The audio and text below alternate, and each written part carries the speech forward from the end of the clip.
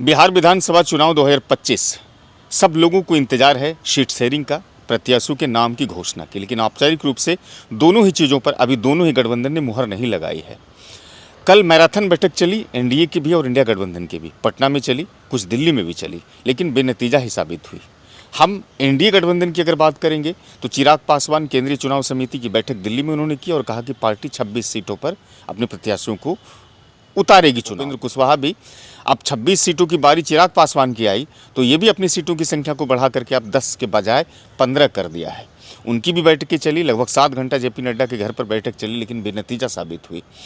कुल मिलाकर के जीतन राम मांझी को भी एनडीए गठबंधन में एक अहम फार्मूले के साथ एनडीए चाहती है कि फिट हो जाए, लेकिन जीतन राम मांझी की बार बार दलीलें यही है कि हमारी पार्टी 2020 के चुनाव में लड़ी थी तो अच्छा स्ट्राइक रेट प्राप्त किया था, इसलिए मेरी पार्टी को पार्टी का दर्जा मिल सके, राज्य स्तरीय पार्टी का दर्जा मिल सके, इसके लिए सीटों की संख्या बढ़नी चाहिए। और वो भी लगभग 10 सीटों की मांग करती है, 8 सीटों की मांग करती है। और आज भी रविवार के दिन भी दिल्ली में जो बेनतीजा साबित हुए हैं पटना की बैठकें, वो दिल्ली में शुरू होगी। यानी कि जो गांठ सीट शेयरिंग का फिट नहीं हो पाया या फिर पूरी तरह से सफल नहीं हो पाया, वो गांठ अब दिल्ली में खुलने वाली है।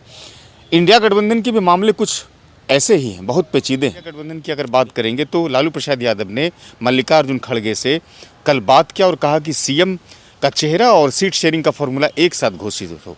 मल्लिकार्जुन खड़गे ने भी कहा लालू प्रसाद यादव से कि इसके लिए सोनिया गांधी से और राहुल गांधी से बात की जाएगी। एक बात है जो कांग्रेस से जुड़ी हुई सामने आ रही है कि कांग्रेस की जो केंद्रीय चुनाव समिति की बिहार से जुड़ी हुई सभी कमेटियां थी, उसकी बैठक हुई। मल्लिकार्जुन खड़गे, माफ़ करिएगा, कृष्णा अल्लाबरू और राजेश राम ऑनलाइन प्रक्रिया से जुड़े थे। और जो कांग्रेस के उम्मीदवार हैं, संभावित जो कन्फर्मेशन का रूप लेने वाले हैं, लगभग तय हो चुका है कि कांग्रेस अपने प्रत्याशियों को लगभग तय कर चुका है।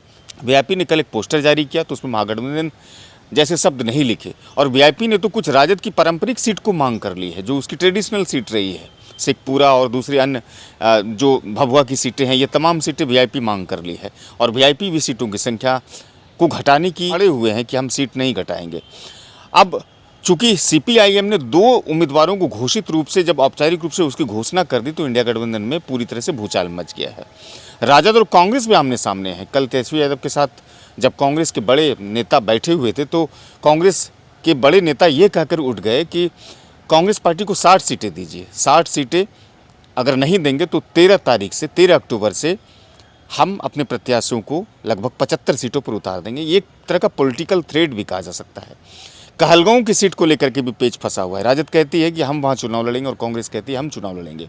सूत्रों के हवाले से ये खबर प्राप्त होती है कि कहीं कहलगांव में फ्रेंडली फाइट ना हो जाए, राजद भी अपने उम्मीदवार उतार दे और कांग्रेस भी अपने उम्मीदवार उतार दे। हालांकि स्थानीय स्तर पर यहाँ पर डॉक्टर प्रदीप सिंह जो कांग्रेस के नेता हैं, संभावित उम्मीदवार, वो भी अपने नामांकन की तिथि निर्धारित कर दी है। उन्होंने भी कहा कि 18 अक्टूबर को हम नामांकन करने जा रहे हैं। प्रवीण सिंह कुशवाहा ने सिटी टाइम्स को दिए साक्षात्कार में कहा कि सीसी की बैठकों के मुताबिक मुझे जो टेलीफोनिक बातचीत हुई उसके अनुसार मुझे पार्टी ने कन्फर्म कर दिया है। अब उनकी भी तारीख घोषित हो गई है, 17 या 18 तारीख को वो भी करने जा रहे हैं। यानी कि कहलगांव का मामला और भी पेचीदा है। कांग्रेस उसी तरह से सीमांचल के इलाके में जो राजद की सीटें हैं वो भी मांग कर रही है। चूँकि राजद इस वक्त सबसे ज़्यादा कंसंट्रेशन कर रही है मुख्यमंत्री के चेहरे पर, जो तेजस्वी यादव को बनना है इस बार, इसलिए लालू प्रसाद यादव ने मल्लिकार्जुन खड़गे से कहा कि सीट शेयरिंग का फॉर्मूला और तेजस्वी को सीएम बनाने की घोषणाएं जो विधिवत तरीके से हो वो एक साथ हो। और आज लालू यादव, राबड़ी देवी और Tejashwi Yadav land for job मामले में दिल्ली पहुंचे हैं और खबरें हैं कि सोमवार को उसकी कोर्ट में पेशी होगी और रविवार के दिन आज राहुल गांधी के साथ उसकी बैठकें होगी। और वहीं पर जो मामले उलझ गए थे शनिवार के दिन पटना में, वो मामले वहां पर सुलझाए जाएंगे। दिलचस्प बातें ये है कि 60 सीटें चाहती है कांग्रेस, और अगर 60 सीटें नहीं मिलेगी तो 75 सीटों पर उम्मीदवार को ये घोषित कर देंगे। तो ये चीज़ें कहीं ना कहीं महागठबंधन में बहुत ज़्यादा सही नहीं चल रही है इस वक्त। और अंतिम समय में जहां पूरे बिहार की नज़रें टिकी हुई है महागठबंधन और इंडिया दोनों गठबंधन पर, ये चीज़ें जो सामने आ रही है, पेचीदे मामले जो सामने आ रहे हैं, इससे स्पष्ट हो रहा है कि महागठबंधन में सब कुछ ठीक नहीं चल पा रहा है। फिलहाल लगातार अपडेट्स मैं आपको देता हूँ।